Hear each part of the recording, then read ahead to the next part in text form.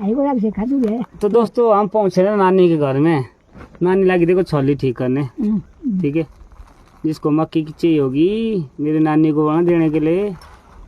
कितनी छली खासी है वो नानो दो इन बारी भरिया में ना। हाँ ये चीज बोनी है बारे बा। हाँ बस ये देखो गाइस बढ़िया मक्की है। ये देखो बढ़िया बढ़िया बारे बा। मेरी नानी कर रही है। ये देखो गुगुस लग कर रही है। नानो छोड़वा। सेब देखो सेब घर में बजी ना छोड़ी खांदो है। ते बनी रो नानो छोड़ी बा। ए नानी देखो लाइक करे कमेंट करे दोस्तों कैसी है मेरी नानी।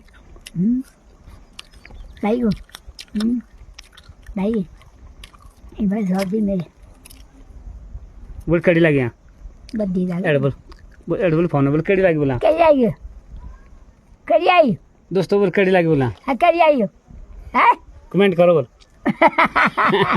बोल कमेंट करो